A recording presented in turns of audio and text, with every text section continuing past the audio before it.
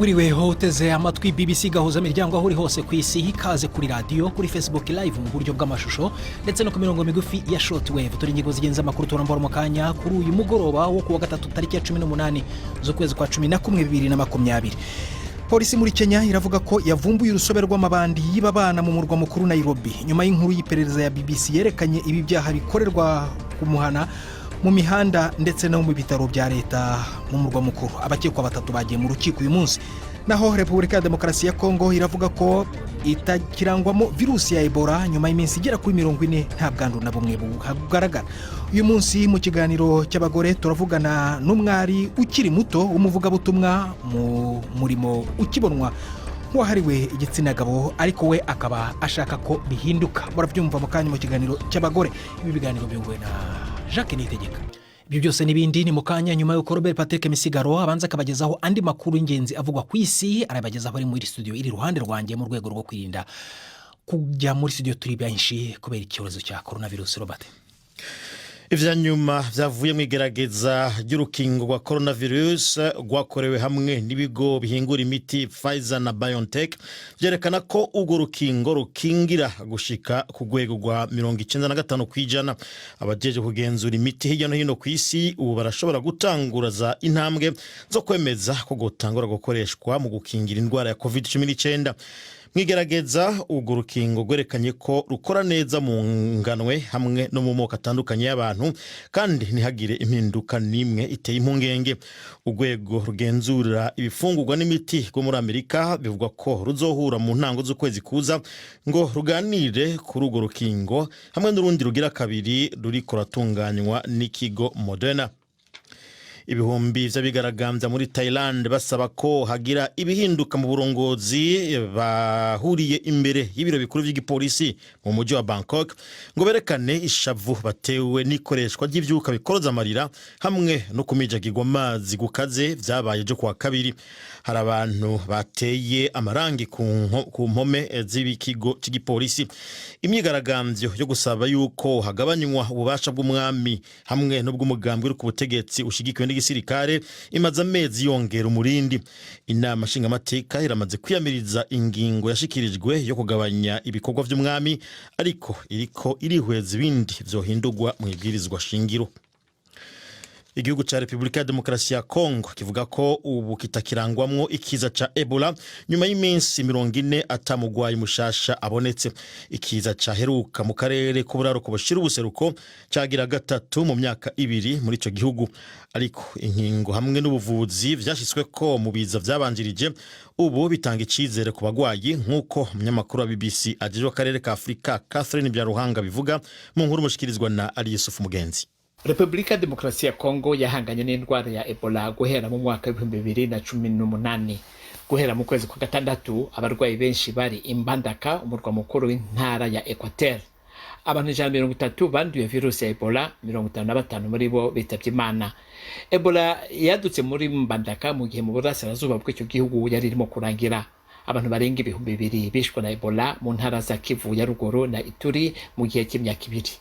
Icyo cyari icyorezo cya kabiri gikomeye ku isi cya Ebola. Intara ya Equateur nayo yari irimo Ebola mu ntangiriro z'umwaka wa 2018. Muri icyo gihe cyose abahanga mu buvuzi bagerageje inkingo nshya n'ubuvuzi muri Repubulika ya Demokarasi ya Kongo. Buramatari w'intara ya Tigre muri Ethiopia iberamwo imigwano yemeje ko basirikare ba leta binjiye mu miji mikuru yo ntara, ariko avuga ko basirikare biwe bariko barivuna. Debretsion Gebremichael yahamagariye abanyetigre guhagurukira rimwe bakivuna kandi ngo ntibigigwe gusa n'abagwanyi ahubwo ngo bigigwe n'abanyagihugu bose eka mbere n'abana. Umukuru w'igisirikare cya Ethiopia Beranu Jula yavuze ko abasirikare ba Tigray ngo babuze aho babicisha kugira bashirirwanisho hasi. Ishiramwe ritabara indembe kwa huje rivuga ko ibitaro mu mujyi wa Gondar vyavuye abantu benshi bakomeretse cyane. Abashika ku 30 baramaze guhungira muri Sudani. aya ni amakuru ya BBC. Ku nshuro ya mbere mu mateka y'ubwami bwa Arabie Saoudite hatangujwe ihiganwa ry'umupira w'amaguru w'abagore. Iryo higanwa ririmwo amakipe 28 akazohiganirwa igikombe kizotangwa ihiganwa riheze. Ni intambwe ikomeye mu gushika ku bwigenge bw'abagore muri ubwo bwami busanzwe burimwo amategeko atahorohereza. Ni inkuru ya Sebastian Asher mushikirizwa na Yvette Kabatesi. Itangazamakuru rya Arabia Saoudite ryakeje itangira ry'amarushanwa y'umupira w'amaguru w'abagore nk'indi ntambwe ikomeye mu ruhare rw'abagore muri siporo, ndetse n'ikindi kimenyetso cy'uburyo kuva mu myaka mike ishize amahirwe yatangiye gusekera abagore bo muri icyo gihugu. Nta gushidikanya ko hari impinduka nyinshi zabaye. Mu mwaka wa 2018 nibwo bwa mbere abagore bo muri Arabia Saoudite bahawe uburenganzira bwo kujya kureba umupira w'amaguru ku bibuga. Nta gihe kinini gishize kandi imyitozo ngororamubiri ku bagore yari igifatwa nk'idakwiriye mu bwami butsimbaraye cyane ku mahame ya Kisilamu. Abagore benshi muri Arabia Saoudite bakiranye ibyishimo izo mpinduka, ariko uburyo ubuyobozi bw'icyo gihugu bubinenga birashimangira uko impirimbanyi ziharanira uburenganzira bw'abagore zibasirwa. Benshi muri bo batawe muri yombi, abandi nabo biba ngombwa ko bahunga icyo gihugu. Umukuru w'urwego rujejwe ingendo z'indege muri Amerika ruzwi nka FAA bwana Steve Dickson yashize umukono ku itegeko ryemerera indege z'ubwoko Boeing 737 Max gusubira kuguruka. Bwana Dickson yavuze ko yizeye 100% umutekano w'ubwoko bw'indege bwabujijwe kuguruka nyuma y'amasanganya muri Indonesia na Ethiopia yahitanye abantu 346. Indege zisanzweho z'ubwoko Boeing 737 Max zizotegerezwa guhinyanyugwa, kandi urwego FAA rusaba ko abadereva bazo basubira gukarishwa ubwenge. Boeing yashimye icyo cyemezo cya FAA, ariko abajejwe ingendo z'indege mu bindi bihugu hirya no hino naco barashikiriza kukwemerera izo ndege gusubira kuguruka. Urakoze Robert Patrick Misigaro kuri ayo makuru ya BBC. Twambukire hakurya muri Repubulika ya Demokarasi ya Kongo ivuga ko itakirangwamo virusi ya Ebola nyuma y'iminsi 40 nta bwandu. Icyorezo cy'indwara cyagaragaye mu majyaruguru y'uburengerazuba cyari cya gatatu mu myaka 2 gusa, ariko inkingo n'ubuvuzi byakozwe mbere mu gihe cy'ibiza byabanje biratanga icyizere ku barwayi barwaye indwara. Mugenzi wanjye William Iso umwishami ry'icyongereza mu kiganiro Focus on Africa Radio yavuganye na Dr. Mori Keita n'umuhuzabikorwa mu ndwara ya Ebola mu ntara ya Equateur. DRC is Ebola free again. We were able to put in nta Ebola ikirangwa muri Repubulika ya Demokarasi ya Kongo. Twashoboye gushyiraho ingamba zihamye dufatanije n'izindi nzego kugira ngo dushobore guhashya vuba iki cyago. Nibyo twahuye n'ibibazo by'abaturage binangira, ndetse tunahangana n'imigaragambyo y'abaturage, ariko twashoboye kuganira nabo ndetse dushobora no kugera ku bisubizo byiza. Continue to negotiate and to work together and to achieve these results. And in spite of nubwo hari ingorane, ni ikihe cyizere ufite ko Ebola koko yacitse muri Kongo? Ebola free. It was very difficult because ntabwo byari byoroshye kuko byatugoraga cyane kugera mu duce turi kure. Twari dufite ibibazo by'itumanaho rya internet na telefone zitakoraga. Mu duce tumwe na tumwe ntitwashoboraga kuvugana n'amatsinda twakoranaga. Byabaye ngombwa ko dukoresha telefone za satellite kugira ngo dushobore kuvugana n'abantu bacu. Nk'uko mubizi, turakorera mu gace karangwamo ibikorwa by'ubuzima bijegajega. Nta bakozi benshi kavukire bahuguwe twari dufite, ariko twagerageje kuba hafi y'abaturage tukabafasha tubongerera ubushobozi kugira ngo tugere ku musaruro ushimishije. What has been the Abaturage babyakiriye gute cyane cyane mu cyaro? rural areas? as you might know the particularity. Nkuko ushobora kuba ubizi, umwihariko w'imyitwarire yacu ugereranyije no mu cyorezo cyo mu mwaka wa 2019, twemeje abanduye mu duce 13 tw'ubuzima aho kuba uturere 3 tw'ubuzima nk'uko byari bimeze umwaka ushize. Kuri iyi nshuro twashoboye gutabara byihuse ndetse no kugerageza gutanga imbere icyorezo mu duce tw'ubuzima two mu ntara ya Equateur. Haba mu duce twagezwemo n'icyorezo cyangwa aho kitaragera, twaragerageje. Iyo twagiraga aho tubona umurwayi, twabaga dufite ubushobozi bwo guhita dutabara. Niyo mpamvu nko mu duce tumwe na tumwe twavugaga umuntu umwe cyangwa babiri gusa banduye kuko twabaga twashoboye gukoma imbere ikwirakwira ry'indwara. Kwanduzanya byahagaritswe no gukingira abantu benshi. Utekereza ko hari kinini byahinduye? Yes, absolutely. Nibyo rwose, kuko nk'uko mubizi urukingo ni igikoresho gikomeye kandi kigezweho mu guhashya ikwirakwira ry'icyago cya Ebola. Mu gushaka igisubizo twakoze mu buryo bwihuse cyane kuko twashoboye gukingira abantu bahuye n'abanduye mu minsi 5 gusa nyuma y'itangazwa ry'iki cyorezo. Tugereranyije n'uko byagenze muri aka gace mu mwaka wa 2018, turabona ko bwo twatangiye gukingira abantu nyuma y'ibyumweru 2 cyangwa 3 icyago cyadutse. Rero kuri iyi nshuro twarihuse cyane mu butabazi kuko twashoboye gukingira abantu basaga 42,000, bidufasha guhagarika vuba iki cyago. uwo yari Dr Mori Keita wavuganaga na mugenzi wanjye William Iso wo mu ishami ry'icyongereza BBC Focus on Africa. Iyi ni BBC gahuza miryango saa moya zirabura iminota 13 mu Rwanda no mu Burundi. Urumva kandi no kuri bbcgahuza.com cyangwa kuri Facebook live mu buryo bw'amashusho. Ugiye kuri Facebook ugashakisha BBC Gahuza. Mu kanya turavugana n'umwari umuvugabutumwakazi udasanzwe ushaka kuvuga ko ijambo ry'Imana ritareba igitsina. Uramwumva mu kanya ni mu kiganiro baza cy'abagore, ariko ni nyuma y'akaruhuko gato cyane. Ndi Prudence Ngyumva. Abantu 3 bakekwa gukora ubucuruzi bw'abana muri Kenya bajyanywe mu rukiko kuwa mbere w'iki cyumweru. Inkuru y'icukumbura rya BBC ishami rikora inkuru z'iperereza Africa Eye yari yerekanye uburyo ibi byaha bikorerwa mu mihanda no mu bitaro bikuru mu murwa mukuru wa Nairobi.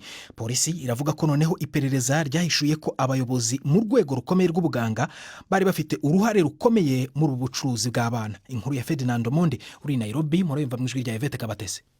Ubushinjacyaha bwabwiye urukiko ko abakekwa bariho bakorwaho iperereza ku ruhare mu icuruzwa ry'abana i Nairobi. Ejo kuwa 4 urukiko ruzatangaza aho ruhagaze ku busabe bwo gufunga abo bantu mu rwego rwo korohereza iperereza ririho rikorwa. Mbere umuyobozi mukuru wa polisi yari yatangaje ko abayobozi b'ubuzima 3 mu bitaro bya leta batawe muri yombi bakekwaho kugira uruhare mu icuruzwa ry'abana. Yavuze ko ibitaro bya leta ndetse n'ibigo birera abana i Nairobi bishirwa mu majwi. Abayobozi b'ibiro bya polisi i Nairobi bahawe amabwiriza yo gukora iperereza mu bitaro bya leta n'iby'abikorera ndetse no mu bigo birera abana mu duce bakoreramo. Kuwa mbere w'iki cyumweru ikiganiro cya BBC Africa Eye cyahishuye amayira atemewe anyuzwamwo abana bibwa ku bagore batagira aho baba bakabagurisha mu mihanda ku mafaranga make agera nko ku madolari 450 y'abanyamerika. Itsinda rya BBC ryavumbuye kandi ibimenyetso bigaragaza ko abana bavutse bacuruzwa mu buryo bunyuranije n'amategeko mu mavuriro y'abikorera ndetse no mu bitaro bya leta i Nairobi. Nta mibare izwi neza y'abana bacuruzwa muri Kenya. Cyakora umuryango utegamiye kuri leta ushinzwe gushakisha abana babuze Missing Child Kenya wabaruye abagera hafi 600 muri iyi myaka 3 ishize. Tuve Nairobi tujye mu ihembe rya Afurika aho ingabo za guverinoma ya Ethiopia zafashe imijyi 2 iri mu karere k'amajyaruguru ya Tigray, aho abasirikare b'inkoramutima z'ishyaka rya politiki muri aka karere bari kurwana n'iza leta rusange. Umuyobozi w'akarere ka Tigray yemeje aya makuru, ariko avuga ko ngo iyi ari inkuru mbi y'akanya gato cyane, arahira kuzatsinda ingabo za guverinoma.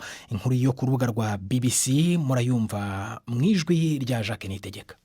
Minisitiri w'intebe wa Ethiopia yavuze ko ingabo ze zirimo kwerekeza mu murwa mukuru w'akarere ka Tigray. Igisirikare cya leta cyafashe imijyi ya Shire na Aksum nyuma yaho harangiriye iminsi 3 y'igihe ntarengwa. Minisitiri w'intebe Abiy Ahmed yari yahaye ingabo zo mu karere ka Tigray kugira ngo zibe zashyize hasi intwaro. Abategetsi ba Ethiopia bashinja ingabo zo mu mutwe wa TPLF kwangiza ibiraro 2 biri hafi y'umurwa mukuru wa Tigray, Mekele, ariko uyu mutwe urabihakana. Minisitiri w'intebe yabaye nk'uwemeza kuwa 2 ko intambara iri hafi kurangira. Abantu babarirwa mu magana bivugwa ko bishwe mu mirwano imaze ibyumweru 2 iba. gusuzuma ukuri kw'amakuru haturuka muri Tigre biragoye cyane kubera itumanaho ryakumiriwe. Aya makimbirane afite isoko mu mwuka mubi umaze igihe hagati ya leta ya Ethiopia n'ishyaka rivuga ko riharanira kubohoza akarere ka Tigre TPLF, igihe minisitiri w'intebe wa Ethiopia yaburizagamo amatora mu rwego rw'igihugu kubera indwara ya coronavirus mu kwezi kwa gatandatu. Umwuka warushijeho kuba mubi. Umutwe wa TPLF ufata leta ya Ethiopia nk'itemewe n'amategeko, naho leta igashinja uyu mutwe kugaba ibitero ku birindiro by'ingabo muri gahunda yo kwiba intwaro, ariko uyu mutwe ibyo urabihakana. Ujya mu rusengero kenshi cyangwa se na rimwe nimwe ni gake cyane ubona abagore bavuga ubutumwa, ariko ni ukubera ko uwo murimo akenshi ngo wahariwe abagabo mu bihe byashize. Uyu munsi turavugana n'umwari w'umuvugabutumwa ushaka guhindura iyo mvugo ndetse n'iyo mitekerereze. Yavuganye na Jean Claude Mwambutsa, umva inkuru irambuye mu kiganiro cy'abagore. Kuri uyu mugoroba turi mu ntara y'Amajyepfo mu karere ka Muhanga, aho twasuye umukobwa udasanzwe. Ntasanzwe kuko ari umupasiteri uyoboye paruwasi kandi akiri mutoya. Kuri benshi biracyari nk'igitangaza kubona umugore abwiriza, kandi ibi byari ibintu byihariwe igihe kinini n'abagabo. Kuri Pastor Françoise Niyonsengaho ibi byiyongereyeho ko akiri mutoya, kuko ubu aribwo yujuje imyaka 30, akaba ataranashinga urugo. Yatekereje atese kwinjira muri uyu mpamagaro nk'uko bawuvuga.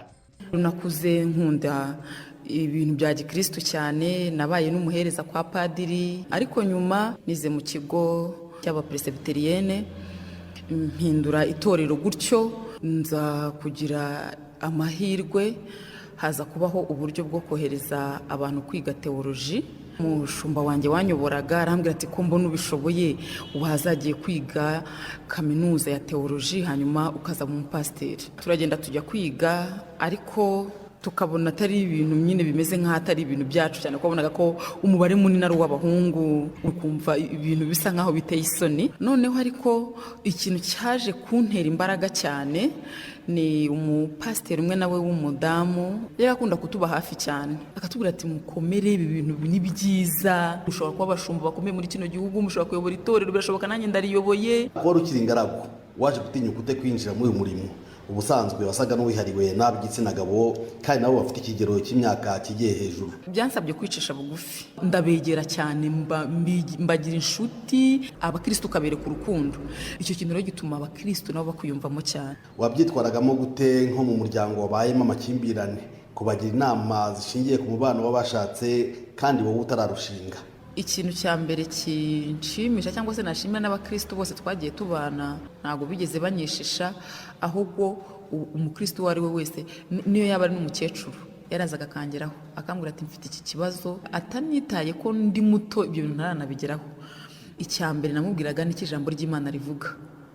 Icya kabiri nkamwigisha ko uko umuryango ukwiriye kubana. Ntabwo abantu bigeze bagira ubwoba bwo kunsanga ngo nuko ntarubaka, ahubwo bansangaga nk'uko ndi umushumba, mbasha kubakira nk'umushumba kandi nkabasha gukemura ibibazo byabo nk'umushumba, kandi ntitaye kuko ngewe ntaranubaka, ariko nkabagira inama bya gishumba by'uko bazubaka ingo zabo muri uwo mushinga bari kwitegura.